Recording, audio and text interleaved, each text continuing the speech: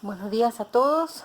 Este video lo estoy filmando a pedido de una compañera de ustedes a fin de acompañar la comprensión de el segundo trabajo práctico de nuestro segundo año que versaba sobre los siglos XVII y XVIII y sobre las ideas, principalmente las ideas políticas y las ideas económicas que estaban en curso en Europa y cómo esa situación nos influyó en América.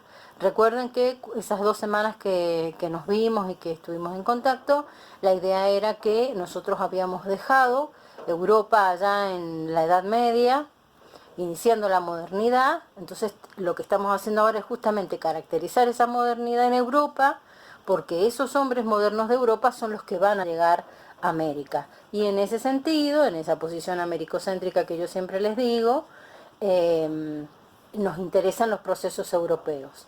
Entonces, la idea del trabajo práctico era que ustedes tuvieran conocimiento de las formas económicas y las formas políticas vigentes durante el siglo XVII y durante el siglo XVIII, para entender que esa modernidad es la que llega a América y cómo va a generar, entre algunas de las consecuencias quizás más importantes para nosotros y para nuestro país en particular, va a ser la creación del Virreinato del Río de la Plata, que es el futuro Estado argentino, digamos, ¿no? Entonces, digo, miren cómo el proceso los va llevando.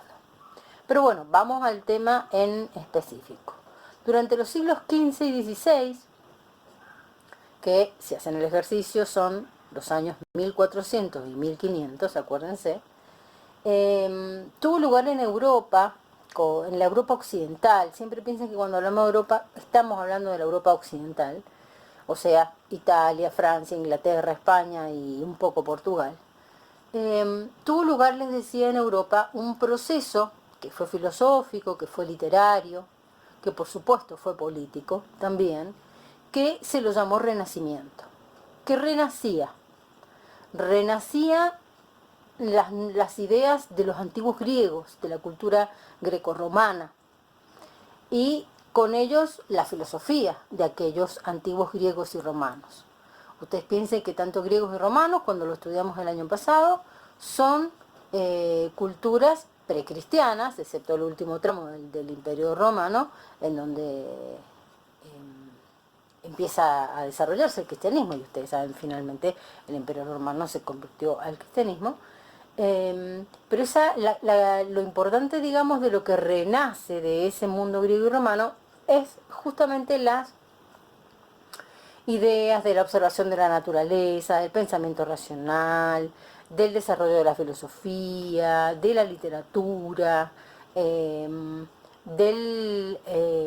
la observación de los fenómenos humanos, ¿sí? A nivel físico, pero también a nivel social. Hay como un renacer de mirar al hombre, y por eso es que se dice que esta etapa, digamos, del Renacimiento es una etapa antropocéntrica. Es una etapa en donde el centro de la observación y de la mirada y de la reflexión van a ser las cuestiones del hombre, las cuestiones humanas, en su enorme complejidad, en su dimensión natural, pero también en su dimensión cultural, en su dimensión social. El siglo XVII va a ser un siglo muy particular, porque la llegada de los hombres a América durante el siglo XV y todo el desarrollo del siglo XVI va a generar cambios en Europa. ¿Me entienden el camino? Digo, va a ser así, el efecto al revés. El siglo XVII se presenta con profundos cambios en Europa a consecuencia de la llegada que ellos habían tenido durante el siglo XV y durante el siglo XVI, o sea, durante la época del Renacimiento, a Europa. Veo que voy 4 minutos, probablemente corte y siga también en otro video. Este siglo XVII va a desarrollar a nivel político y a nivel económico modelos especiales de poder. A nivel político van a desarrollar lo que se conoce como el absolutismo monárquico, que por supuesto viene de la época del renacentista, pero se hace muy fuerte durante el siglo XVII en potencias como la francesa, como la española, como la inglesa. Y a nivel económico van a sostener la teoría del mercantilismo, que básicamente es sostener que la riqueza de las naciones está basada en el mercado, en el comercio. Bueno, les corto acá estos 5 minutitos y seguimos en el otro videito.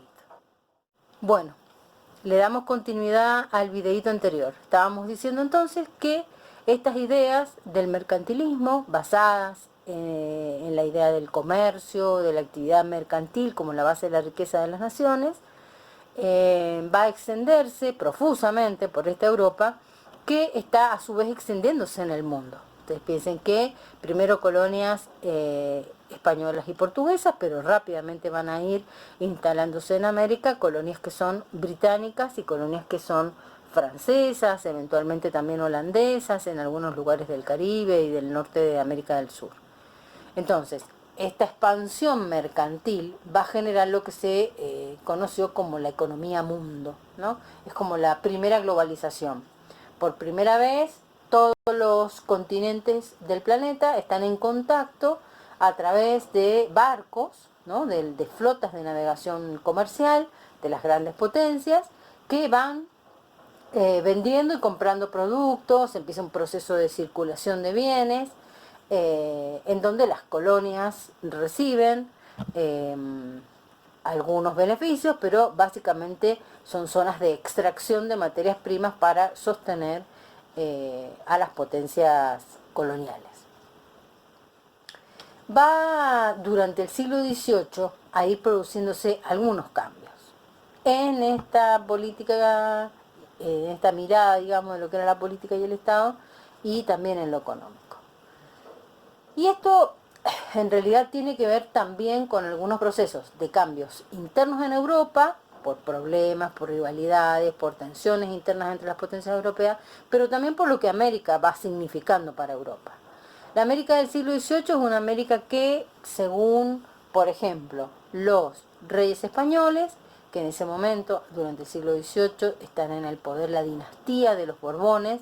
Recuerden que dinastía, yo se los pedí que lo buscaran en el diccionario, es el grupo de familias que son responsables del poder o del ejercicio del poder de la monarquía en un país, y son familia, digamos, ¿no? Es como una cosa cerrada. Bueno, esta dinastía de los Borbones que está en España va a querer repensar sus relaciones con América, sobre todo repensarlas en términos económicos, viendo que el rédito que habían obtenido de las colonias durante el siglo XVII no lo estaban obteniendo en el siglo XVIII. Entonces van a empezar una serie de reformas y de cambios políticos, económicos y entre ellos administrativos, y ahí aparece lo que les decía en el videito anterior, la creación del Virreinato del Río de la Plata. ¿En el marco de qué ideas se van produciendo todas estas transformaciones? En el marco de lo que se conoció en el siglo XVIII como el siglo de la Ilustración o el siglo del Iluminismo. ¿Por qué se llamó así? ¿Por qué se llamó también el siglo de las luces? Porque los filósofos, estos filósofos renacentistas, que por supuesto no van a ser los mismos, chicos, estamos 2 siglos, 3 siglos después, pero esta idea renacentista, digamos, que estaba desarrollada en el siglo XVI del antropocentrismo, va a encontrar en la razón humana, por eso el siglo de las luces, como la explicación de su predominio.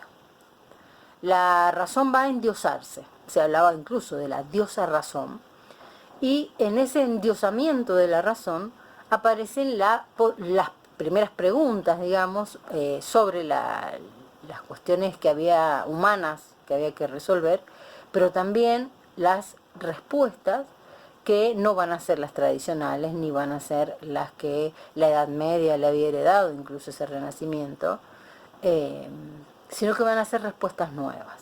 Van a sostener, por ejemplo, que el poder del monarca tiene que ser un poder de un déspota ilustrado, ¿no? Tenían que estar en el poder gente que tenía la capacidad como para ejercer el poder. Y a nivel de las ideas económicas van a aparecer dos corrientes nuevas. La fisiocracia, que va a sostener que la economía de los países se basa en la capacidad que tienen de acumular oro y plata, y por eso empiezan las grandes explotaciones mineras en la mayoría de las colonias que estas potencias centrales tenían, estas potencias conquistadoras. Y por otro lado va a aparecer un grupo de pensadores, primero en Inglaterra, que van a sostener que la libertad de comercio, la libertad de la venta, la libertad de la compra, el liberalismo, va a ser, es necesario, digamos, como sistema económico para sostener estas monarquías absolutas. Bueno, espero que les haya sido claro. Voy a tratar de editar a ver si me salen los dos videos y si no les subo los dos videos aparte. No dejen de enviarme sus dudas por el correo. Yo lentamente voy corrigiendo y voy revisando sus trabajos. Acuérdense de hacer el trabajito de la foto porque me parece importante saber cómo va cada uno, cómo se van sintiendo, cómo les van las tareas. Y esta semana les voy a subir una tareita nueva en continuidad con lo que veníamos viendo de la creación del Virreinato del Río de la Plata. Bueno, cuídense y nos vemos pronto.